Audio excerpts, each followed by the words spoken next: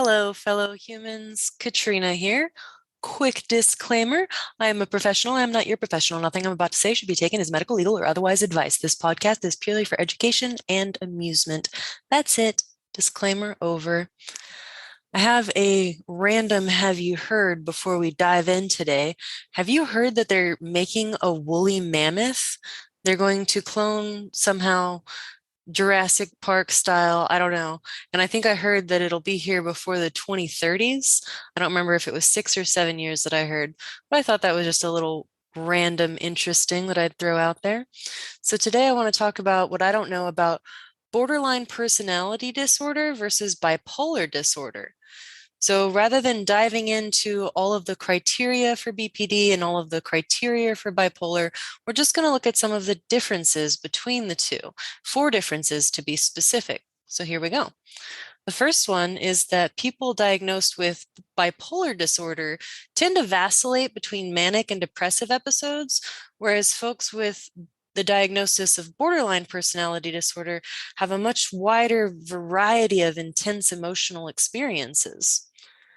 Second difference is the medications for bipolar disorder seem more effective for people, whereas many people with borderline personality disorder diagnoses won't find relief with medications. Now remember, this is in general, not always. Third difference is the duration of the mood dysregulation is different for these two diagnoses. So mania or hypomania for bipolar 2 can last for several weeks or even months at a time. Whereas with bipolar disorder, folks tend to have, or I'm sorry, with borderline personality disorder, folks tend to have mood ups and downs that can include sadness, irritability, or anxiety, usually lasting for a few hours and only rarely more than a few days. So the final difference is that children can actually sometimes be diagnosed with bipolar disorder and benefit from a combination of medication and therapy. And while many of the behaviors that occur during the developmental stages of adolescence shouldn't be confused with borderline behaviors, they may appear similar. Now, borderline personality disorder is usually diagnosed in early adulthood. And then, if I do recall correctly, by people's ages of 30s and 40s, sometimes the criteria isn't even met anymore. They've learned a significant amount through therapy or other means of how to manage their behaviors and regulate their emotions.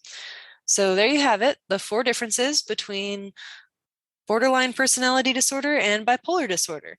So there's likely many, many more differences that I don't know. And there's, of course, a bunch of similarities that probably already came to your mind, but that's easier than finding the differences.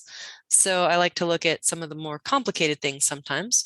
So if you want to support the show, feel free to drop me a couple bucks by clicking the link on my website. And as always, I do appreciate each and every one of you simply for existing.